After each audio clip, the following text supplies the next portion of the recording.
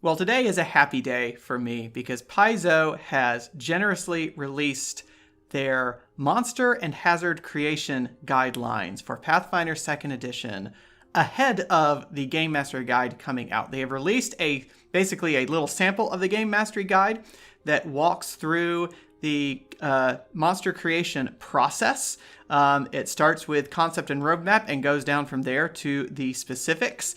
And I love this part. I love designing my own critters. I love using critters out of the bestiary, but I love the idea that I can go through a few steps and generate my own creatures for my players to face against. And, working within the guidelines set up in here, it's all relatively well balanced.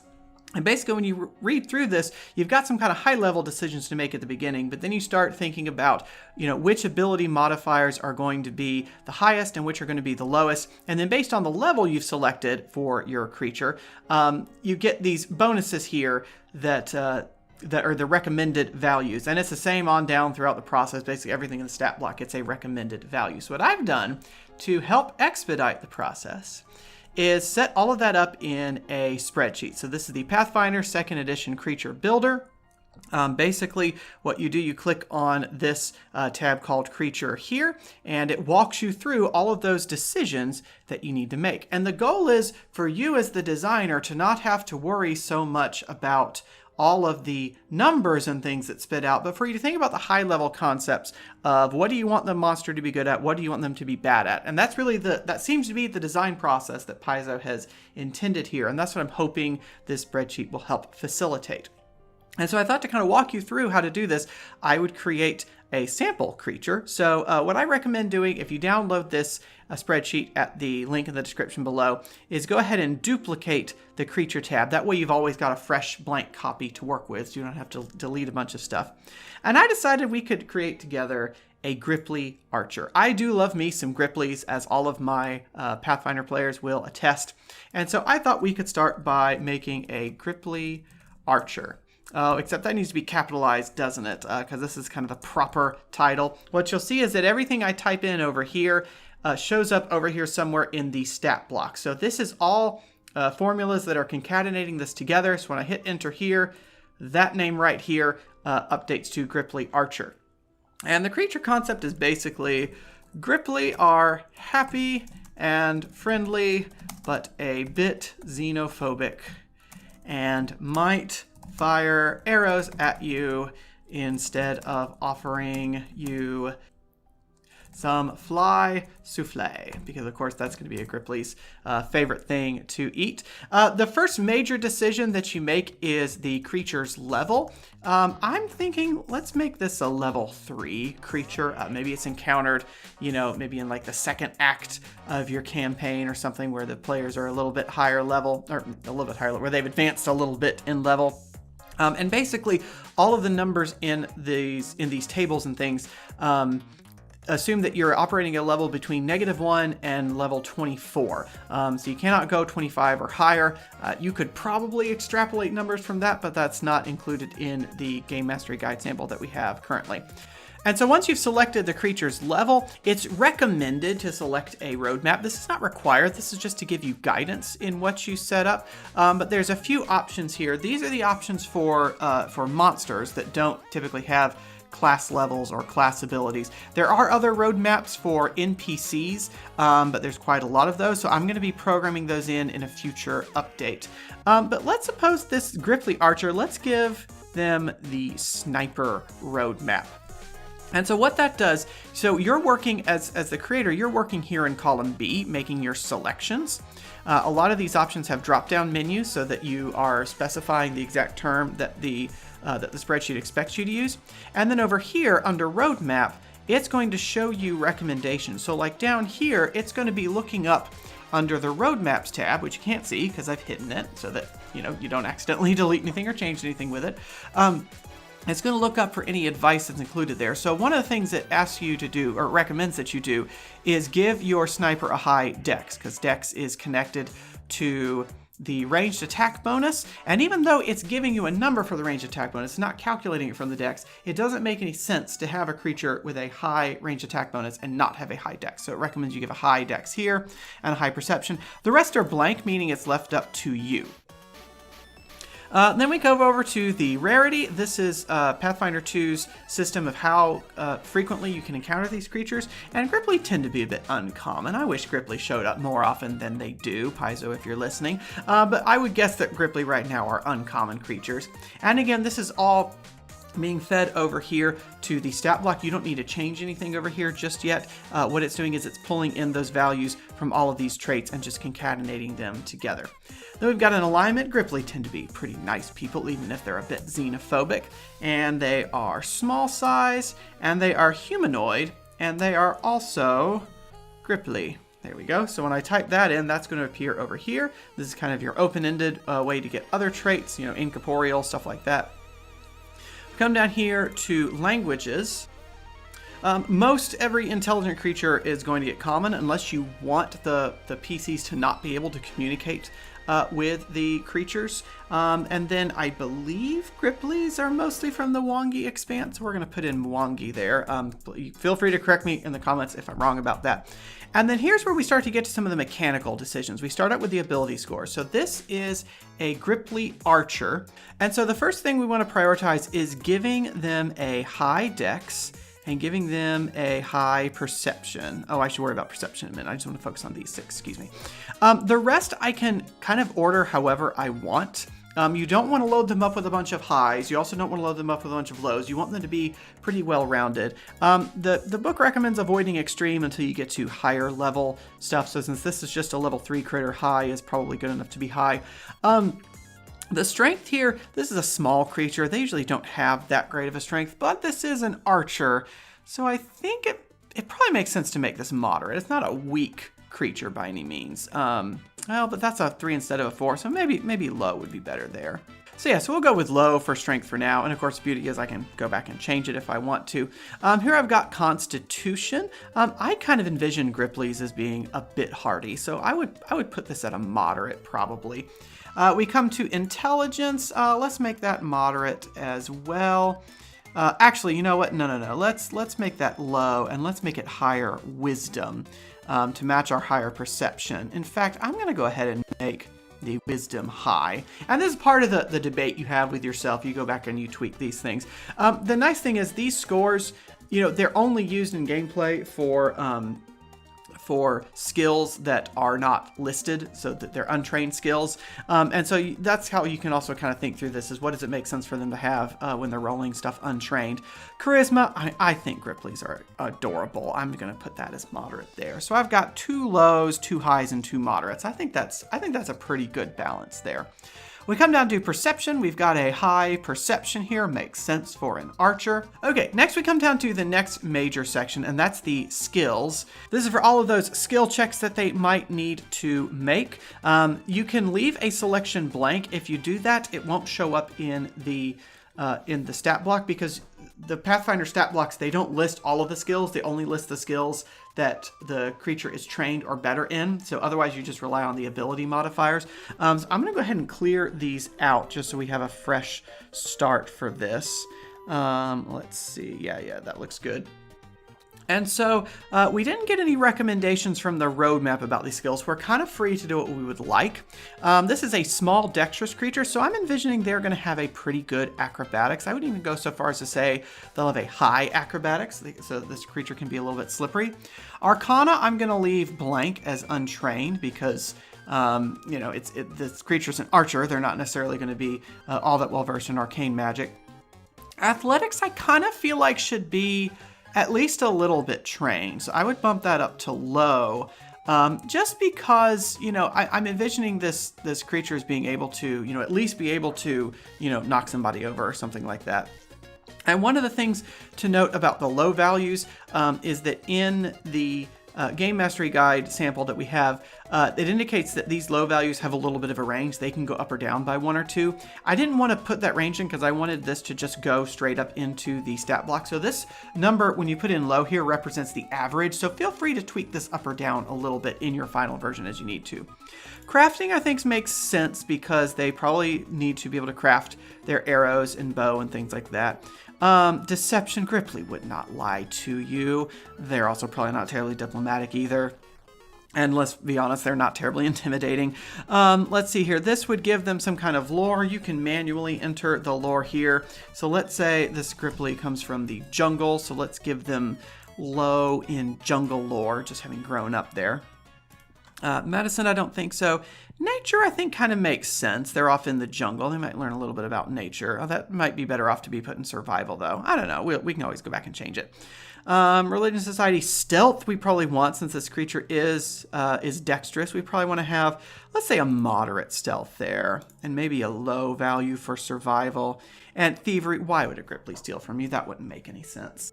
Okay, so that's the skills section. Next we come down to the items. So based on the level, the book gives you a recommendation for the item level, just based on not wanting to overpower your PCs when they inevitably defeat this poor, helpless, good-natured Gripply archer. What kind of items, what kind of loot you want them to have. That kind of ties into the bigger issue of, spacing out their loot throughout the adventure. So I'm going to skip that part. I'm really not an inventory expert. My wife is really more the inventory expert. She basically goes shopping for everybody in the party and tells them what to buy, and then we all, buy that stuff because she gives good recommendations. So this is just where you list, that the Gripply has maybe a long bow with 10 arrows or something like that, and since it's an item level of 0, we're not really worried about, giving away any loot from defeating this poor, helpless Gripply. Okay, next we come to AC, one of the most important numbers in the game. We don't have a recommendation on that. I'm gonna go ahead and bump that up to moderate, just since this Gripply does have some good evasion with that dexterity there, so that'll bring that AC up to 18. And now here's where we get a couple of recommendations. Again, this column D is the recommendation column. So we're going to set this to a low fortitude and a high reflex. Let's see, that goes to high there. Now let's see, since the fortitude is low, I probably shouldn't have a great constitution here. So maybe I think about moving that back down to low. But then I've got too many lows there, so I can bump the intelligence up to maybe moderate to compensate. Okay, there we go. That probably makes sense. You don't have to make that change. It just thematically makes sense for those things to match. Let's see here. Where did we leave off? Okay, we left off with a low fortitude, a high reflex. They don't give you a recommendation on will. Since I made this a wise Gripply, I'm going to put this at moderate. Just so we've got a little bit of spread in the saves there. And the reason you want to not load these up with highs, you have to give the creature some kind of weak point. You don't want your creatures to be good at defending against everything that the players might throw at them. You want the players to feel successful when they realize that the Gripply has a low fortitude save. And by the way, advice for players, when you pass that recall knowledge check and you want to know about the creature's weaknesses, very rarely do creatures actually have a thing labeled weakness. You want to ask maybe what their lowest stat is or what their lowest save is. Just a little bit of advice for players there at the table. Okay, here's where we get to the hit points. Let's see, this archer, for snipers, they recommend a low or moderate HP. I'm going to go up to moderate just to go along with my notion that this Gripply does have a little bit of hardiness to them. Now, this is where we get into a little bit of exception to the normal flow of you pick things in B and it gives you commentary in D. This one you actually do need to enter the HP value in E. In column E, because the book recommends a range of HPs, and you might want to play around with that range a little bit. So the way I've set it up is for you to select the level here. This spreadsheet will tell you the range here, and then you kind of select the value here. So since this is supposed to be low or moderate, and I've got a range of 48 to 42, I'm going to go a little bit on the lower side. Let's make this one 40, maybe 43. 44, that's a nice even number there. It's symmetric, it's a multiple of 11, that's nice. I believe that's the only thing you have to enter into column E. Everything else it automatically spits out, but this one you do have to enter. That's why I put it in bold and put that little note, enter here. And there's also a note here for you to enter that value in column E. Otherwise, your creature won't have any HP. Okay, we come down to immunities. I kind of feel like a level 3, we went with level 3, right? Yeah, I feel like a level 3 creature really shouldn't have any immunity, so we're just gonna leave that blank. And if you leave it blank, it simply won't show up in the stat block up above. So like, well, actually, yeah, let me use this as an example. Right now, let's scroll up. There's nothing up here that says immunities, right? So after HP, it doesn't list any immunities, resistances, or weaknesses. If I come over here and I say immune to, let's say, fire, I don't know why a Gripply would be immune to fire, but we'll just use it as an example. If I hit enter there, and now scroll back up, you see it's added onto the line for HP 44, immunities fire. And I see now, I actually need to add in a space there in front of each of these, or else they'll all get run together. So I'm glad we had this conversation so that I could fix this before I post it. There we go. So now it's immune to fire. But you notice it didn't leave immunities blank before, it just left it off entirely. So if I go back down and delete fire here, it's only going to display that if there's anything in that cell. So when I scroll back up, here's HP 44, there's no blank immunities there. So any section it doesn't need, this stat block will omit, if that makes sense. I do think, though, it probably makes sense to give Gripplies a little bit of resistance. So, like, Gripplies grow up in the swamp, they grow up swimming. I think that should give them some thick skin to water damage, maybe. So let's give them resistance to water. And if I look here, I'm going to see that the recommended range is 3 to 6. I don't want this to be overpowering, so I'm going to pick the lower end of that range. And again, this range is just based on the level. So let's say water 3. Enter, and now what'll happen is up here, it's going to tell me resistance is water 3. So this creature subtracts off 3 from any water damage, any water elemental damage that it takes. And then the same thing happens with weaknesses. Yeah, it probably makes sense to balance out this resistance with a little bit of weakness.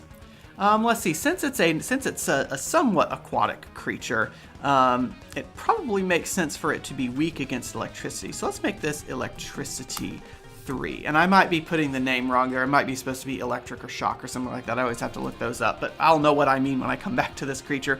And I'm just going to have those mirror each other, 3 and 3 there. All right, next we come to the offensive section with attacks and damages and things like that. So first we're going to pick the bonuses. Then we're going to pick the damage amount, and then we're going to see if we want to add any riders onto that. So let's say, for example, here we've got a melee attack bonus. We don't have a recommendation here, so let's go with low. This is not a particularly strong Gripply, so this is going to be a +8 here for the melee attack bonus.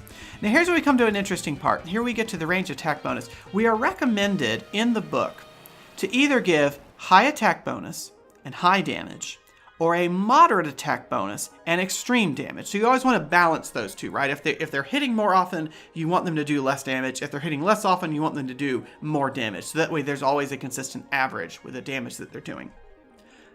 And the way I've noted that here is that this can be high or moderate, this can be high or extreme, and you just have to mirror the two, right? So if you pick high here, you need to pick high here. If you pick moderate here, you need to pick extreme here. I think I'd like to go ahead and just do high and high. So we'll have a high range attack bonus. Here it's pulling out the value here from the table for a high attack bonus of level 5. So that's basically what it's doing in this formula here. It's looking up for the level and then for the thing that we're looking up. It's looking up for the level and it's looking up for the severity high here that we have determined. When I come down here now, I'm going to select this as high as well, so that makes it a 1d10 plus 6. That is a decent ranged bow attack. Here we've got the melee strike damage. I kind of feel like that should be low as well, so we make both of these low. So it's kind of de-incentivizing the GM to have this creature engage in melee combat. And then here's where you can add a rider to these. This is like, it deals 1d6 plus 5 plus poison or something like that. I don't think I'm going to put that in here. Well, let me put it in as an example. Let's suppose that it's possible for these arrows to get stuck in the target. And actually, now that I say that, I like that. I think I'm going to add this in here. So we're going to put in stuck arrow here for a ranged attack rider. So it's possible for the arrow to kind of become embedded in the target's flesh. So when I come up here, what it's going to do under the offensive section here, it's going to have melee plus 8, damage 1d6 plus 5, ranged plus 12, damage 1d10 plus 6, plus stuck arrow. And that's my little reminder to look up the stuck arrow special ability. And let's actually come down here to offensive abilities of stuck arrow. There's my reminder to write that in a few minutes. If you wanted your creature to have more than one kind of melee or more than one kind of range attack, you can just come here and just copy and paste this row. So you can copy and paste the row. It should keep track of all of the stuff there, all the stuff it needs to look up. If that doesn't work out for you, let me know, and I'll see what I need to do to fix that. Okay, then we get down here to spells. I don't think we're going to give this Gripply any spells, but basically you pick the level you want for spell DC and spell attack roll, and I love this in the book. They let you pick this as high, extreme, and moderate. They did not give it a low, because if you're low at spell casting, you shouldn't be casting spells. It kind of makes sense. So anyway, it references your spell DC and spell attack roll, and then it also tells you the number of spells you need to get at each level. So here, for example, if this creature if I were to make this Gripply into a spellcaster, they would get 2 to 3 at second level. They'd get 5 cantrips and 3 to 4 other spells. So spell level 1 there. I put in days here just to demonstrate what this would look like. But we'll take that away. I don't think it makes any sense for this Gripply Archer to have spells. But again, up here in the stat block, you notice it's got the spell DC, etc. here. As soon as I delete this days at will part, that part of the stat block goes away. So there's no more spells listed on here because you don't need to know a spell DC for a creature that doesn't cast spells. All right, so we scroll back down here. We're done with the spell part. Here we've got information about the speed. Basically, you change the value in cell E45 and you can add additional modes. So let's say, for example, I wanted to give this Gripply a swim speed of, let's say, 25 feet, the same as their overland speed. Here's where you can also add in flying, although they give recommendations about flying based on level. So based on the level, this will tell you whether flying is recommended or not recommended.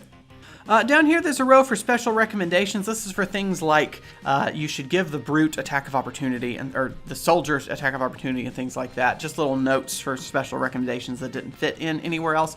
And then out here, you can add in their special abilities. This is what really makes your creature special. So there are abilities that they use before combat, so social things. So what I'd like to give here is give them a mistrusting ability. The Gripply Archer receives a +2 status bonus on perception checks to sense motive. There's probably a more compact way to say that, but that's how we'll word it for now. But treats critical failures, but treats failures on these checks as critical failures. So in other words, I want this Gripply to get a bonus to its awareness for other creatures' motives, because Gripplys do tend to be a bit xenophobic. But that also means that if they fail that check, it should have some more dire consequences. So that's just a little way to put that to put in that little role play option there. Then we've got automatic abilities. This is things like auras. I don't think we need to put that in for a level 3 creature. Reactive abilities. I don't think we need that. Focus spells. No, we're not going to give them spells. And then rituals. I could add in a ritual. I don't know. I don't think our Archer needs a ritual there. Let's do this. Requirements. The Gripply Archer makes a successful strike with an arrow. So this could be their longbow, or it could be, I guess I'm not necessarily stabbing somebody with an arrow. Makes a successful ranged strike with an arrow. Oh, and I guess this should be a free action, huh? Let's see here. So we're going to make this little free action thing. I haven't figured out how to get those cool little symbols into Google Sheets. If you know how to do that, please let me know in the comments below. I will add that in here. All right, the Gripply Archer makes a successful ranged strike with an arrow. Effect. The arrowhead becomes stuck in the target's flesh and remains there until the target or an ally succeeds at a medicine check And then we need to put in a DC. I didn't, correct me if I'm wrong on this, I didn't see any recommendations for special ability DCs. So I'm going to assume it should be at about the level of the spell DC. So let's make that DC 20. Unless I hear differently, I'm going to assume it needs to be the same as the spell DC, or maybe the creature's level DC from page 503 of the core rulebook. But I think 20 is okay for that now. That's the, let's see, that's the expert level. So yeah, for simple DC, so I think that makes sense. All right, DC medicine check. While stuck, the target is clumsy 1 because they've got this thing sticking out of their flesh. They're in pain anytime they move, so their dexterity is hampered a little bit. I like that. So we've got a stuck arrow there. I was also thinking we could give this Gripply a tongue attack, because one of the things you can do with Gripply is they some of them have prehensile tongues that they can use. So we're going to say tongue attack. This is going to be 1 action. And the way I'm envisioning this is that this attack doesn't do any damage, but it can be used for what we used to call combat maneuvers. So what I'm thinking is the Gripply archers, the Gripply archer may use their tongue with a range of 10 feet to attempt to trip or shove a target. And you know what? Let's even say disarm. So to disarm, shove, or trip a target. And then they would use their athletics bonus for that. What did I give them for athletics? This is where you have to go back and make sure your concept lines up with your numbers. Athletics was low. I think I would like athletics to go up to moderate, maybe. Yeah, I like that a little bit better. It doesn't necessarily match up with the low strength, but I feel like the Gripply is kind of like trained in athletics, and it's overcoming that strength deficit with ferocity. So cool. So we got 2 special abilities there. Let's go up and let's take a look at our finalized stat block. So here we've got our creature information up here. We've got the Gripply Archer Creature 3. We've got the traits. We've got the Gripply's senses. We've got a couple languages. We've got some skills going on. That's probably too many skills. Now that I'm looking at that, let's get rid of that nature, I think. I think that's a little bit much. So this is where you just go back over and you see if the results make sense to what you were thinking. You go down, look at the items and the special abilities, etc. The Gripply Archer receives a +2 status bonus on perception checks and its motive, but treats failures on these checks as critical failures. Cool. We've got AC, Fort, Ref, and Will. We've got resistances and weaknesses. We've got our movement. We've got our attack bonuses. Now, I don't have listed here what the weapon is or what type of damage it is. That's the kind of thing you'll want to go in and add when you copy and paste this into your notes. Then here we've got the stuck arrow and tongue attack. Did I spell tongue right? I don't think I spelled tongue right. So anyway, I hope this is useful to you. I can't wait to start using this for my own campaigns. If you find any issues with this or see anything that is mistaken or is missing, please let me know in the comments below or reach out to me on email. I've got my email in the instructions page over here. Thank you so much for watching. I will see you next time. Bye-bye. And thievery, why would a Gripply steal from you? That wouldn't make any sense. Subtitle for this episode is Why Brian Loves Gripply.